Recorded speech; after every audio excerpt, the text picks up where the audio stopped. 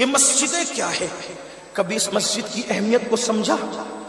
اچھی طرح یہ بات یاد رکھنا، قدرت نے بستی بسانے سے پہلے مسجد بنوائی۔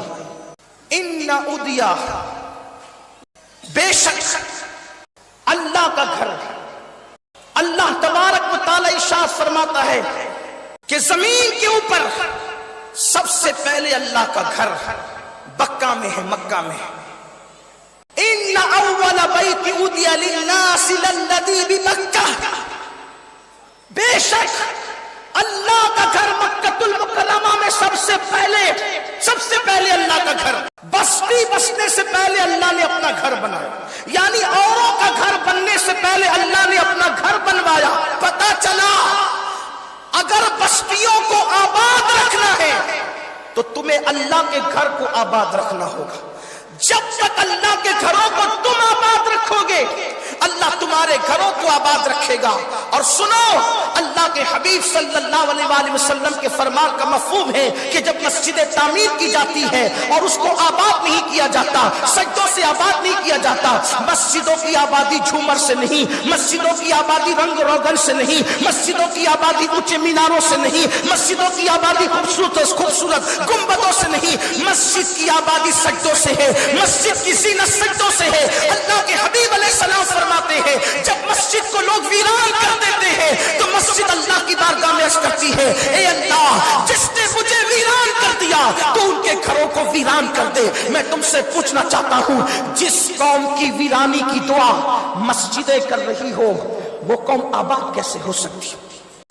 یہ اللہ کا گھر ہے، اللہ کے گھر کو ہم آباد کریں، اللہ ہمارے گھروں کو آباد فرمائے گا۔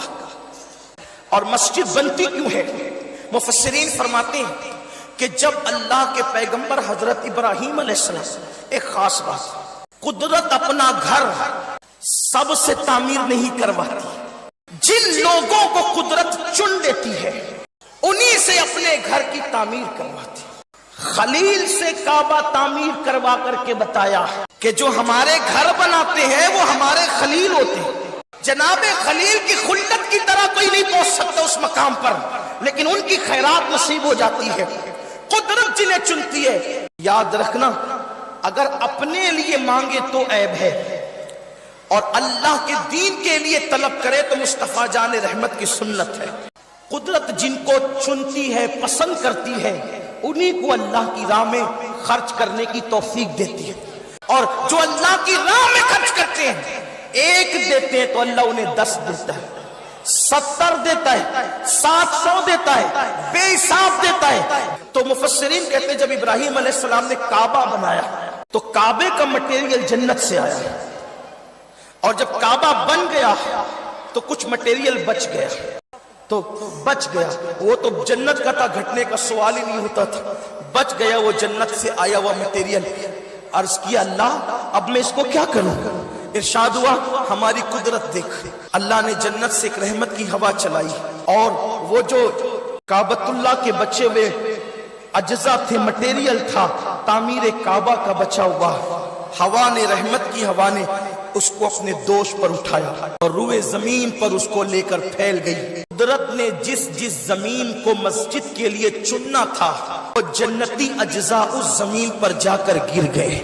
جہاں جا کر کے وہ اجزاء گرے ہیں، آج نہیں تو کل نہیں تو پرسوں نہیں تو کبھی نہ کبھی قیامت تک وہاں مسجد ضرور بنے گی۔